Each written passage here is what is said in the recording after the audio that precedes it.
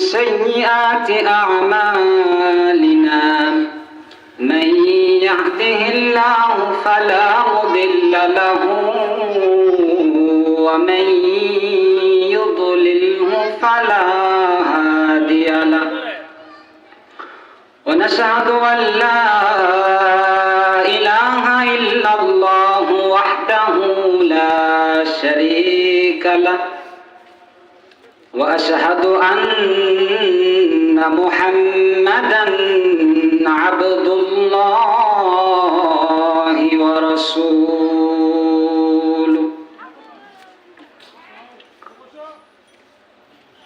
أما بعد فأعوذ بالله من الشيطان الرجيم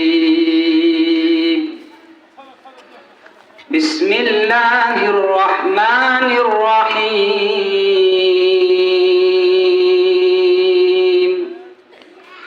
يا أيها الذين آمنوا اتقوا الله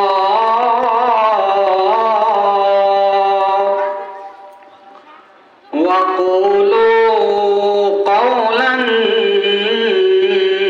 سديدا يصلح لكم أعمالكم ويغفر لكم ومن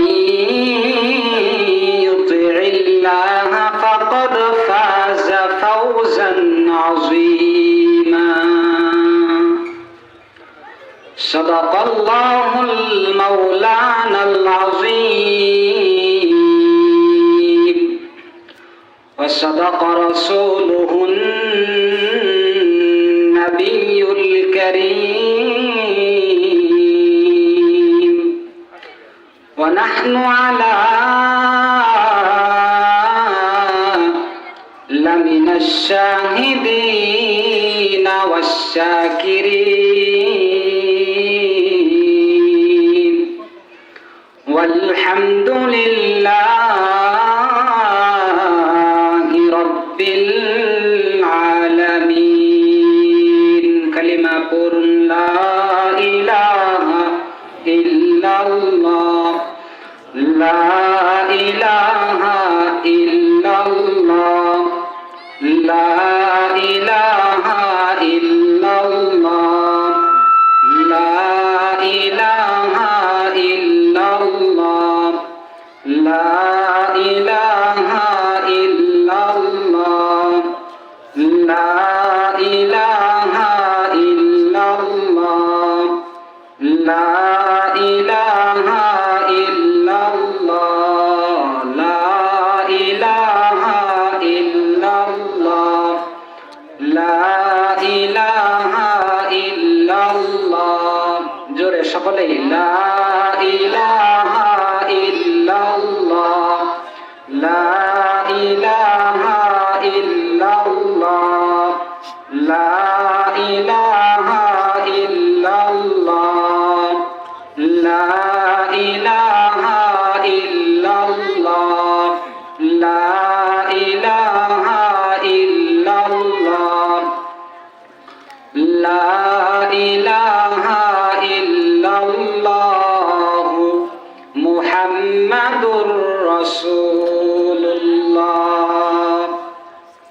আলহামদুলিল্লাহ, শেরপুর বাইতুন নূর জামে মসজিদের উদ্যোগে প্রথমতম তাফসিরুল কোরআনুল মাহফিলের প্রধান অতিথি জনাব আলহাজ মোহাম্মদ আব্দুল জব্বার সাহেব, বিশিষ্ট ব্যবসায়ী মহাদেবপুর, এবং স্টেজে উপস্থিত রয়েছেন আজকের সভাপতিত্ব যিনি জনাব মোহাম্মদ রুহুল আমিন সাহেব, এবং স্টেজে আরও উপস্থিত রয়েছেন আমাদের অত্র এলাকার মেম্বার সাহেব এবং আমার সামনে উপস্থিত আমাদের এলাকা থেকে, পার্শ্ববর্তী এলাকা থেকে আমার প্রাণপ্রিয় মুরব্বী ভাইয়েরা এবং পর্দার আড়ালে রয়েছেন আমার মা ও বোনেরা, সকলকে জানাই আন্তরিক মোবারকবাদ। আল্লাহ তাআলার দরবারে লাখো কোটি শুকরিয়া জ্ঞাপন করছি যে মহান মালিক আজকে আমাদেরকে একটা জান্নাতি পরিবেশের মধ্যে বসার তৌফিক দান করেছেন। এজন্য শুকরিয়া আদান বলছি আলহামদুলিল্লাহ। আজকে যিনি প্রধান বক্তা হিসেবে রয়েছেন আমার প্রাণপ্রিয় শ্রদ্ধেয় ওস্তাদ মুফতি আব্দুল কাহার বিন খলিল। আমি হুজুরের জন্য দোয়া করি আল্লাহ তাআলা যেন তাকে নেক হায়াত দান করেন, ইলম ও আমলের মধ্যে বরকত দান করেন। আল্লাহ তাআলা আমাকে যে এই সম্মানের চেয়ারে বসিয়েছেন, হুজুরের এর প্রতি অনেক অনেক অনেক অবদান। তিনি যদি আমাকে তদারকি না করতেন তাহলে হয়তো আল্লাহ তাআলা আমাকে এখানে আনতেন না।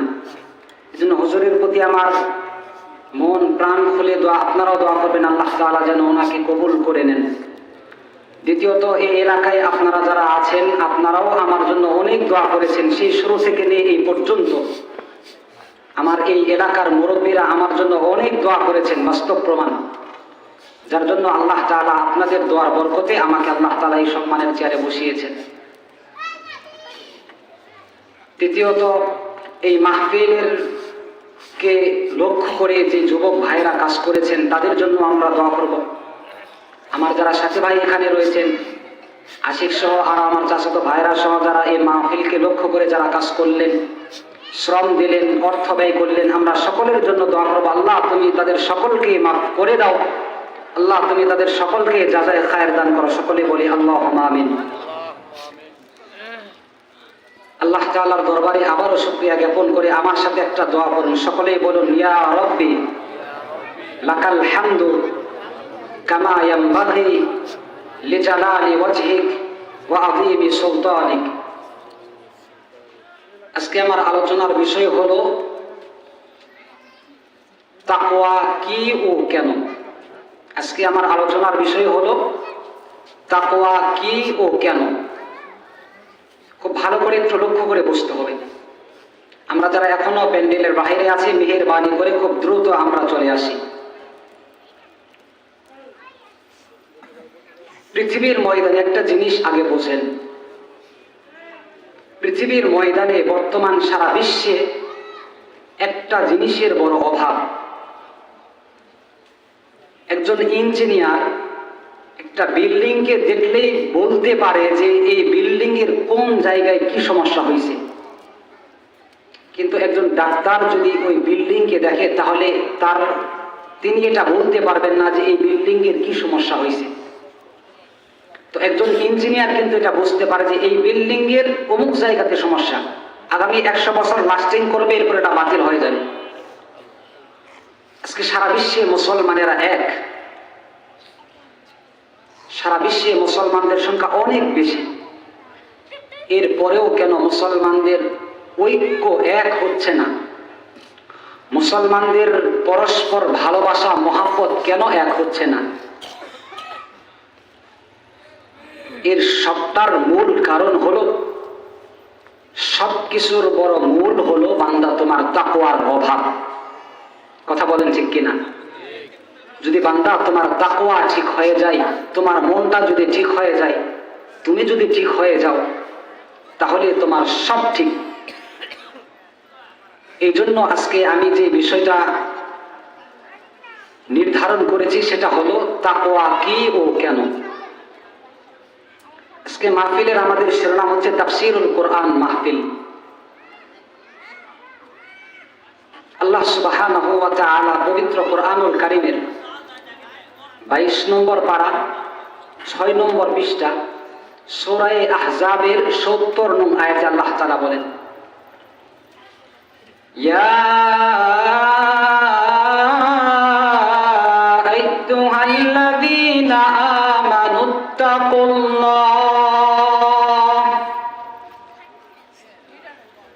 আল্লাহ সুবহানাহু ওয়া তাআলা বলছেন, হে ঈমানদারেরা, তোমরা যারা ঈমান আনলা, ঈমান আনার পরেই বান্দা তোমরা আমাকে ভয় করো। ইত্তাকুল্লাহ, আমি আল্লাহকে ভয় করো।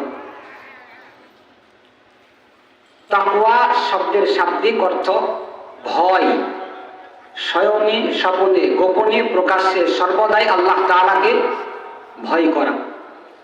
খাউফুন মানেও আল্লাহর ভয়, খাশিয়াতুল্লাহ মানেও আল্লাহর ভয়, ইত্তাকুল্লাহ মানেও আল্লাহর ভয়।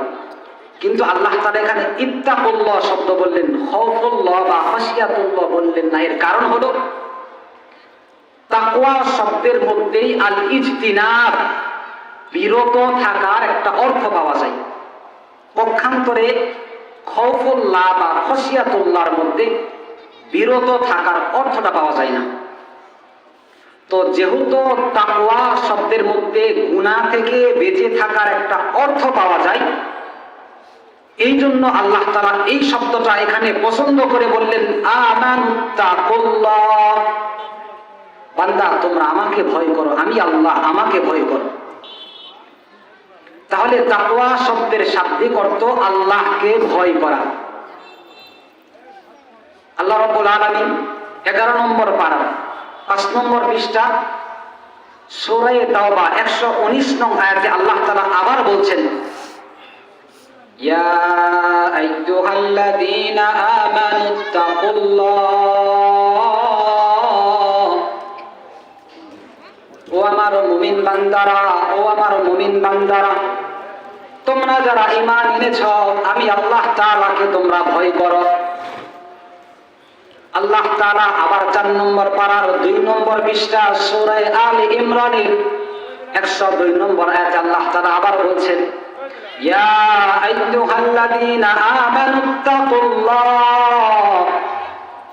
হাক্কা তুকাতিহি ওয়া লা তামুতুন্না ইল্লা ওয়া আনতুম মুসলিমুন। বান্দা আমি আল্লাহ, আমাকে এমন ভাবে ভয় করো, এমন ভাবে ভয় করো যেন কেমন যেন বান্দা তুমি সরাসরি আমাকে দেখতেছ। বুখারী শরীফের মধ্যে একটা হাদিস আনা হয়েছে, সেখানে আল্লাহ রাসূল সাল্লাল্লাহু আলাইহি ওয়াসাল্লাম বলেন যে বান্দা তুমি যখন নামাজের মধ্যে দাঁড়াইবা মনে করবা আল্লাহ তাআলা তোমাকে দেখতেছেন। যদি তোমার মনের মধ্যে এতটুকু ধারণা না হয় আল্লাহ তোমাকে দেখতেছে, তাহলে মনে মনে ভাবিও আমি আল্লাহকে দেখি না কিন্তু আল্লাহ তাআলা আমাকে দেখতেছেন।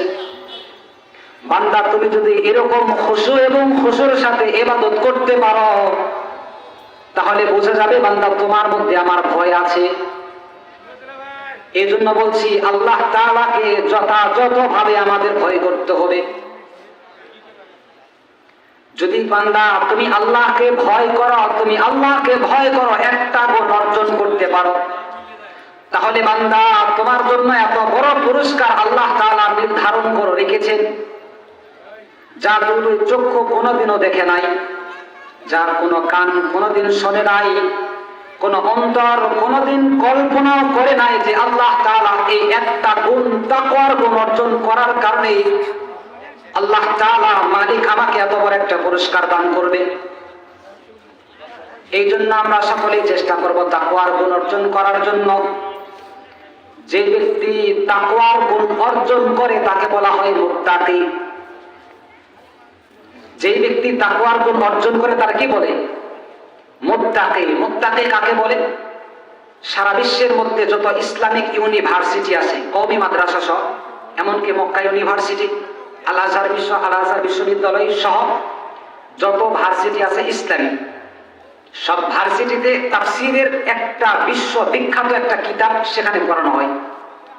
সেই তাফসীরটার নাম তাফসীরে বাইজাবি। তাফসীরটার নাম তাফসীরে বাইজাবির মধ্যে কাজী বাইজাবি রাহমাতুল্লাহি আলাইহি তিনি বলেন মুত্তাকি কাকে বলে জানো? মুত্তাকি বলা হয় আত-তাজান্নুবু মিনাল মাআসি যাহিরাতান ওয়া বাতিনা। কাজী বাইজাবি রাহমাতুল্লাহি আলাইহি বলেন যেই ব্যক্তি গোপনে এবং প্রকাশ্যে সব গুনাহ থেকে বেঁচে থাকে তাকেই মুত্তাকি বলে। যেই ব্যক্তি গোপনে এবং প্রকাশ্যে সব গুনাহ থেকে বেঁচে থাকে তার কি বলে? মুত্তাকি বলে। তাহলে তাকওয়া মানে আল্লাহর ভয়। যে ব্যক্তি তাকওয়ার গুণ অর্জন করে তারে বলে মুত্তাকি। পরিষ্কার, তাকওয়া মানে আল্লাহর ভয়। যে তাকওয়ার গুণ অর্জন করে তারে বলে মুত্তাকি। যদি আমরা তাকওয়ার গুণ অর্জন করি তাহলে আমার লাভ কি, আমার ফায়দা কি? যে ব্যক্তি তাকওয়ার গুণ অর্জন করবে তার অনেক অনেক অনেক লাভ আছে। শুধু আমি মাত্র 3টা লাভের কথা বলবো। যদি কোনো বান্দা আল্লাহ তাআলার তাকওয়ার গুণ অর্জন করে, যদি কোনো বান্দা আল্লাহ তাআলাকে যথাযথভাবে ভয় করে, আল্লাহ তাআলা তাকে তিনটা পুরস্কার দান করবে। এক নম্বর পুরস্কার আল্লাহ তাআলা বলেন, যদি কোনো মুত্তাকি আমার প্রতি তাকওয়ার গুণ অর্জন করে, আমার প্রতি তাকওয়ার গুণ অর্জন করে, আমি আল্লাহ তাআলা ওই মুত্তাকিকে ভালোবাসি। জোরে জোরে বলুন না সুবহানাল্লাহ। আল্লাহ তাআলা মুত্তাকিকে ভালোবাসেন। আল্লাহ যারে ভালোবাসেন তার ঠিকানা কোথায়? তার ঠিকানা জান্নাত। অতএব মুত্তাকির ঠিকানা হলো জান্নাত। আল্লাহ তাআলা কোরআনের জায়গায় জায়গার মধ্যে বলেছেন, আমি আল্লাহ মুত্তাকিকে ভালোবাসি, আমি আল্লাহ মুত্তাকিকে ভালোবাসি। আল্লাহ তাআলা যাকে ভালোবাসেন তার ঠিকানা হলো জান্নাত। অতএব মুত্তাকিনদের ঠিকানা হলো জান্নাত। এক নম্বর পুরস্কার, আল্লাহ তাআলা মুত্তাকিনদের ভালোবাসেন। দুই নম্বর পুরস্কার, যে ব্যক্তি তাকওয়ার গুণ অর্জন করবে, যে ব্যক্তি মুত্তাকি হবে, আল্লাহ তাআলা তাকে সর্বপ্রকার বিপদ আপদ থেকে মুক্তি দান করবেন। জোরে জোরে বলুন না সুবহানাল্লাহ। আল্লাহ রাব্বুল ইজ্জত ওয়াল জালাল বলেন, ওয়া মান ইয়াত্তাকিল্লাহা ইয়াজআল লাহু মাখরাজা। যে ব্যক্তি আমি আল্লাহ তাআলাকে ভয় করবে, আমি আল্লাহ তাআলা দুনিয়াতে সমস্ত প্রকার বিপদ থেকে আমি আল্লাহ তাআলা নিজেই তাকে রক্ষা করব। যে ব্যক্তি শুধু আমাকে ভয় করবে, আমাকে ভয় করবে, আমি আল্লাহ তাআলা তাকে দুনিয়ার সমস্ত প্রকার বিপদ থেকে আমি আল্লাহ তাআলা রক্ষা করব। আল্লাহ মুত্তাকিনদেরকে দুনিয়ার বিপদ থেকে রক্ষা করেন। দুই একটা উদাহরণ দেন। হুজুর, ইসলামের মধ্যে এমন কোন রেফারেন্স আছে, এমন কোন দলিল আছে যে আল্লাহ তাআলা মুত্তাকিকে দুনিয়াতে বিপদ থেকে বাঁচিয়েছেন? আমি বলবো হ্যাঁ, আপনাদের সামনে আমি চারটা উদাহরণ পেশ করতেছি, এক্সাম্পল পেশ করতেছি। যে ব্যক্তি তাকওয়ার গুণ অর্জন করবে, আল্লাহ তাআলা দুনিয়াতে তাকে বিপদ থেকে মাফ করবেন, বিপদ থেকে মুক্তি দান করবেন। আপনারা জানেন হযরতে মূসা আলাইহিস সালাতু ওয়াস সালাম সেই মিশর থেকে পলায়ন করে মাদাইনে চলে গিয়েছিলেন। ফেরাউনের অত্যাচার, এত অত্যাচার আর সহ্য করতে পারে না। এক পর্যায়ে আল্লাহ তাআলা বললেন, যাও তুমি তোমার দলবল নিয়ে রাত্রি বেলা এবার তুমি এখান থেকে পলায়ন করে তুমি মাদাইনের মধ্যে চলে যাও। হযরতে মূসা আলাইহিস সালাতু ওয়াস সালাম বনি ইসরাইলকে নিয়ে বিশাল বড় সৈন্য বাহিনী নিয়ে রাত্রিবেলা এবার রওনা করছেন। বিশাল বড় বাহিনী হযরতে মূসা আলাইহিস সালাতু ওয়াস সালাম সামনের দিকে যাচ্ছে।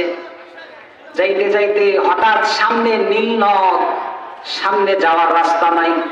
পিছনের দিকে তাকায়, ফেরাউনের বিশাল বড় বাহিনী, ডানেও যাওয়ার রাস্তা নেই, বামেও যাওয়ার রাস্তা নাই। মূসা আলাইহিস সালাতু ওয়াস সালাম নীল নদের মধ্যে খাড়ায় গেলেন। মূসা আলাইহিস সালাতু ওয়াস সালামের অনুসারীরা বলতেছে, ইন্না লামুদরাকুন, আমরা তো ধরা খেয়ে গেলাম। হায় হায়, আপনি কি করলেন? আমরা কোথায় যাব? পিছনে ফেরাউন, সামনে সমুদ্র, যাওয়ার রাস্তা নাই। হযরতে মূসা আলাইহিস সালাতু ওয়াস সালাম বললেন, তোমরা ভয় পেও না, তোমরা ভয় পেও না। আল্লাহ তাআলা বলেছেন, আল্লাহ তাআলা মুত্তাকিনদের বিপদ থেকে মুক্তি দান করেন। আল্লাহ তাআলা বললেন, মূসা তুমি ভয় পেও না, ভয় পেও না, ভয় পেও না, আমি আল্লাহ তোমাকে বিপদ থেকে মুক্তি দান করব। কিভাবে দেখেন, আল্লাহ তাআলা বললেন, সমুদ্র তুমি আমার বন্ধু মূসার জন্য 12টা রাস্তা করে দাও। সঙ্গে সঙ্গে সমুদ্র 12টা রাস্তায় বিভক্ত হয়ে যায়। সুবহানাল্লাহ। হযরতে মূসা আলাইহিস সালাতু ওয়াস সালাম তার দলবল নিয়ে এবার সমুদ্র থেকে পার হয়ে যায়। আল্লাহ তাআলা এই কথাই বলছেন, ওয়া মান ইয়াত্তাকিল্লাহা ইয়াজআল লাহু মাখরাজা। যে ব্যক্তি তাকওয়ার গুণ অর্জন করবে, তাকওয়ার গুণ অর্জন করবে, আমি আল্লাহ তাআলা তাকে বিপদ থেকে মুক্তি দান করব। দুই নম্বর, হযরতে ইউসুফ আলাইহিস সালাতু ওয়াস সালাম, হযরতে ইউসুফ আলাইহিস সালাতু ওয়াস সালাম সে বড় মুত্তাকি ছিল। ইউসুফ আলাইহিস সালাতু ওয়াস সালামকে ছোট্ট একটা অপরাধের কারণে তাকে জেলখানার মধ্যে বন্দী করা হলো। হযরতে ইউসুফ আলাইহিস সালাতু ওয়াস সালাম নির্দোষ ছিলেন, কোনো দোষ ছিল না। জেলখানার মধ্যে বন্দী করা হলো। এরপরে ছোট্টবেলায় তাকে হত্যা করার জন্য ওই কূপের মধ্যে ফেলে দেওয়া হয়েছিল। গভীর জঙ্গলের মধ্যে কেউ নেই। হযরত ইউসুফ আলাইহিস সালাতু ওয়াস সালাম সেই কূপের মধ্যে পড়া। আল্লাহ তাআলা বলেন, বান্দা তোমার তাকওয়া আমার কাছে এত ভালো লেগেছে, এত ভালো লেগেছে, আমি আল্লাহ তাআলা ইউসুফকে জেলখানা থেকেও মুক্তি দান করেছি, ওই গভীর কূপের মধ্য থেকেও আমি আল্লাহ তাআলা ইউসুফকে রক্ষা করেছি। শুধু তাই নয়, শুধু তাই নয়, আমি ইউসুফকে ওই কূপ থেকে উঠিয়ে মিশরের আমি খাদ্য মন্ত্রী বানিয়ে দিয়েছি। জোরে জোরে বলুন না সুবহানাল্লাহ। আল্লাহ এই কথাটাই বলছেন, ওয়ামাই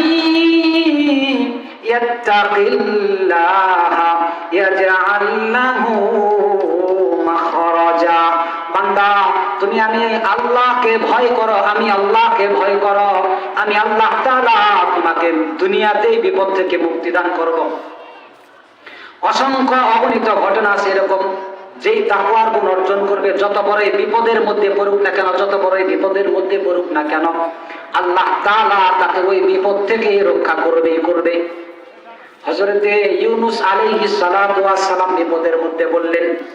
আপনারা ইতিহাস জানেন, মাছে তাকে গিলে ফেললো, 30 দিন 40 দিন পর্যন্ত মাছের পেটের মধ্যে ছিলেন। আল্লাহ তাআলার বান্দা আল্লাহ তাআলার কাছে দোয়া করেন, আল্লাহ আমার কোনো আমল নেই, আল্লাহ আমার কোনো আমল নেই, কিন্তু তোমার ভয় আমি আল্লাহ আমার হৃদয়ের মধ্যে রয়েছে, আল্লাহ তোমার ভয় আমার অন্তরের মধ্যে রয়েছে, আল্লাহ তুমি এই বিপদ থেকে আমারে বাঁচায় দাও। তিনি দোয়া করলেন, লা ইলাহা ইল্লা আনতা সুবহানাকা ইন্নী কুনতু মিনাজ জালিমিন। আল্লাহ বলেন, বান্দা তুমি আমাকে ভয় করার কারণে, তাকওয়ার গুণ অর্জন করার কারণে আমি আল্লাহ তাআলা তোমাকে মাছের পেট থেকে মুক্তি দিয়ে দিলাম। জোরে জোরে বলুন না সুবহানাল্লাহ। শুধু তাই নয়, একজন নবী হযরত আইয়ুব আলাইহিস সালাতু ওয়াস সালাম, আল্লাহর বান্দা, এত প্রিয় নবী ছিলেন, এত প্রিয় নবী ছিলেন, অসুস্থ, পুরো শরীর অসুস্থ, নিজের ছেলেরা বাড়ি থেকে বাবাকে বের করে দিলেন, নিজের স্ত্রীরা স্বামীকে বাড়ি থেকে বের করে দিলেন, পুরো শরীরের মধ্যে পোকা ধরে গেল, শরীর থেকে দুর্গন্ধ আসতেছে। আইয়ুব আলাইহিস সালাতু ওয়াস সালাম বলেন, আল্লাহ তুমি আমাকে এত পরীক্ষা করতেছো, এত পরীক্ষা করতেছো, আমার কোনো আফসোস নেই, আমার কোনো আফসোস নেই। সর্বশেষ আইয়ুব আলাইহিস সালাতু ওয়াস সালামের যখন ঠোঁটের মধ্যে পোকা দিয়েছে, ওই সময় আইয়ুব আলাইহিস সালাতু ওয়াস সালাম বলছেন, আল্লাহ এতদিন তুমি আমারে এত রোগ দিয়েছো, এত রোগ দিয়েছো, আমি আল্লাহ আল্লাহ আমি তোমার কাছে কোনোদিনও আমি কোনো ফরিয়াদ করি নাই, আল্লাহ রোগ মুক্তির জন্য কোনো আবেদন করি নাই, কারণ আমার জিহ্বা ভালো ছিল, আমি আল্লাহ আল্লাহ এই জিহ্বা দিয়ে আল্লাহ আল্লাহ জিকির করতে পারতাম। কিন্তু আল্লাহ আজকে আমি যে দুই ঠোঁট দিয়ে, যে জিহ্বা দিয়ে আমি আল্লাহ আল্লাহ জিকির করব, আল্লাহ এই ঠোঁটটা পর্যন্ত আমি আর নাড়াইতে পারতেছি না, আল্লাহ আমি কি করব? আইয়ুব আলাইহিস সালাতু ওয়াস সালাম দোয়া করলেন, রব্বি আন্নী মাসসানিয়াদ দুররু ওয়া আনতা আরহামুর রাহিমিন। আল্লাহ আমি এত বিপদের মধ্যে পড়েছি, এত বিপদের মধ্যে পড়েছি, আল্লাহ বিপদ থেকে রক্ষা করো। আল্লাহ তাআলা আইয়ুব আলাইহিস সালাতু ওয়াস সালামকে সম্পূর্ণরূপে সুস্থ করে মুক্তি দান করে দিলেন। জোরে বলুন না সুবহানাল্লাহ। আল্লাহ এই কথাই বলছেন, ওয়া মান ইয়াত্তাকিল্লাহা ইয়াজআল লাহু মাখরাজা। বান্দা যে ব্যক্তি মুত্তাকি হবে, যে ব্যক্তি তাকওয়ার গুণ অর্জন করবে, আমি আল্লাহ তাআলা তাকে ওই বিপদ থেকে মুক্তি দান করবই করবই করব। তাকওয়ার 3 নম্বর পুরস্কার, যে ব্যক্তি তাকওয়ার গুণ অর্জন করবে, আল্লাহ তাআলা দুনিয়াতেই তাকে সম্মান দান করবে।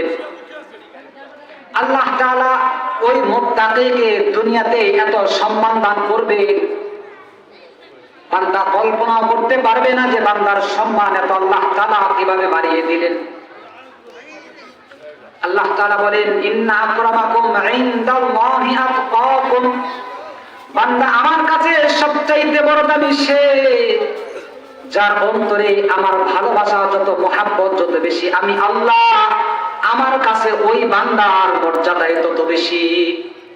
বান্দা তুমি যদি তাকওয়ার গুণ অর্জন করো, আমি আল্লাহ তাআলা দুনিয়াতে এত সম্মান দান করব, বান্দা তুমি কল্পনাও করতে পারবা না। ছোট্ট একটা উদাহরণ দেই। হযরতে আব্দুল্লাহ বিন ওমর রাদিয়াল্লাহু তাআলা আনহু, তিনি নিজে হাদিসটা বর্ণনা করতেছেন। হাদিসটা তিরমিজি শরীফের মধ্যে আছে। 3022 নং হাদিস তিরমিজি শরীফের। হযরত আব্দুল্লাহ বিন ওমর রাদিয়াল্লাহু তাআলা আনহু বলেন, আমি একবার হজ করার জন্য বাইতুল্লাহ গেলাম। বাইতুল্লাহ থেকে আমি বাইতুল্লাহর দিকে তাকিয়ে রইলাম। আমি বাইতুল্লাহকে মন প্রাণ দিয়ে দেখতেছি আর বলতেছি, আরে বাইতুল্লাহ, তোমার দাম আল্লাহর কাছে কত বেশি, তোমার সম্মান আল্লাহর কাছে কত বেশি। সারা বিশ্ব থেকে মানুষ আসে তোমার ঘরটা তাওয়াফ করে, তোমার আশেপাশে নামাজ পড়ে। ও বাইতুল্লাহ, আয় কাবা, তোমার সম্মান আল্লাহ কত দিয়েছে, কত দিয়েছে, কত দিয়েছে। তোমার গিলাফটা ধরে কেউ যদি আল্লাহর কাছে দোয়া করে, আল্লাহ তাআলা সঙ্গে সঙ্গে দোয়াটা কবুল করে নেয়। আল্লাহ বাইতুল্লাহর সম্মান কত দিয়েছে। বাইতুল্লাহ শরীফের উপর দিয়ে কোন পাখি উড়ে যাবে, আল্লাহ তাআলা তার এই অনুমতি দেয় নাই। সুবহানাল্লাহ। আল্লাহ বাইতুল্লাহর সম্মান কত দিয়েছে যে বাইতুল্লাহর উপর দিয়ে, ছাদের উপর দিয়ে কোন প্রাণী যাবে এই অধিকার কারণে। হযরত আব্দুল্লাহ বিন ওমর রাদিয়াল্লাহু তাআলা আনহু বলেন, ও বাইতুল্লাহ, তুমি জানো তোমার সম্মান কত, কিন্তু তুমি জেনে রাখো একজন মুমিন মুত্তাকির বান্দা যে তাকওয়ার গুণ অর্জন করে, যে মুত্তাকি, আল্লাহ তাআলা তোমার চাইতেও 1000 গুণ বেশি মর্যাদা আল্লাহ তাআলা ওই মুত্তাকিকে দিয়ে দেয়। তাহলে একজন মুত্তাকি এর সম্মান বাইতুল্লাহর চাইতেও বেশি। সুবহানাল্লাহ। হাদিসটা আব্দুল্লাহ বিন ওমর থেকে বর্ণিত, তিরমিজি শরীফের হাদিস, 3022 নং হাদিস। তাহলে বলতেছিলাম যে ব্যক্তি মুত্তাকি, আল্লাহ তাআলা তাকে দুনিয়াতেই সম্মান দান করবেন। তাহলে তাকওয়ার এরকম আরো অনেক অনেক অনেক লাভ আছে, যে তাকওয়ার গুণ অর্জন করলে আল্লাহ তাআলা তাদেরকে এরকম পুরস্কার দান করবেন। এবার আসুন, তাকওয়া বুঝলাম, মুত্তাকি বুঝলাম, তাহলে এই তাকওয়ার কোন স্তর আছে কিনা, কোন প্রকার আছে কিনা? তাকওয়ার 3টা স্তর রয়েছে, খুব ভালো করে বুঝবেন। তাকওয়ার 3টা স্তর রয়েছে। 1 নম্বর স্তর, সবচেয়ে বড় স্তর, যেটা নবী ওলি আউলিয়াদের সাথে খাস।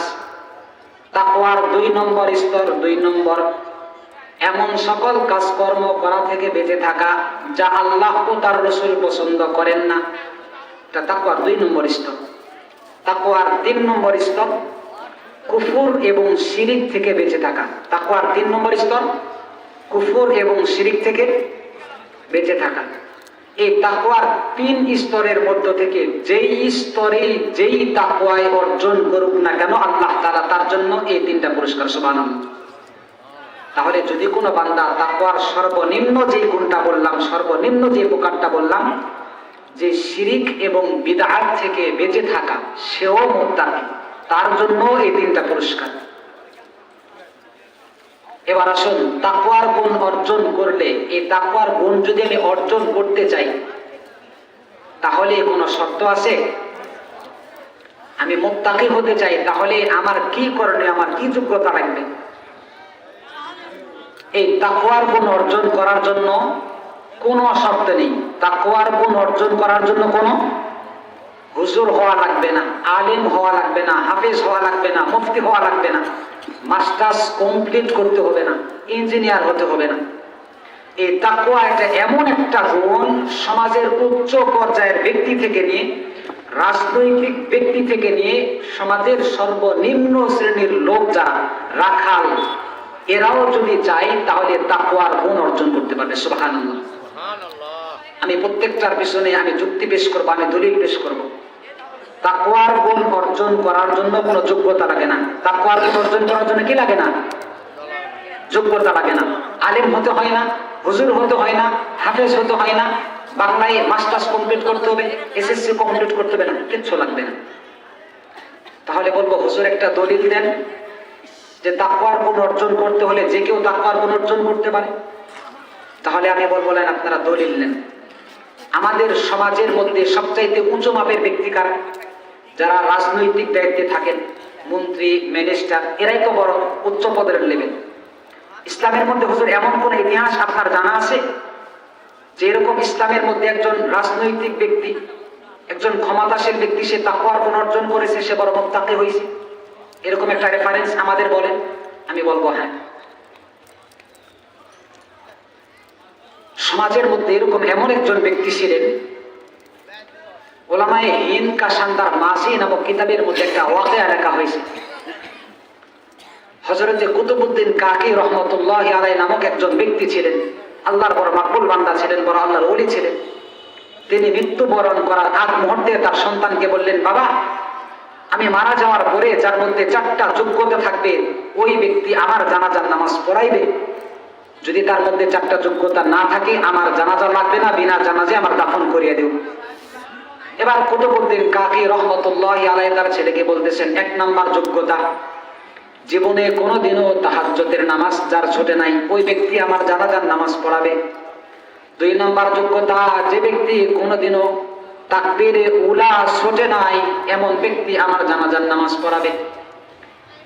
3 নাম্বার যোগ্যতা, জীবনে কোনোদিন আসরের পূর্বে 4 রাকাত নামাজ ছাড়ে নাই এমন ব্যক্তি আমার জানাজার নামাজ পড়াবে।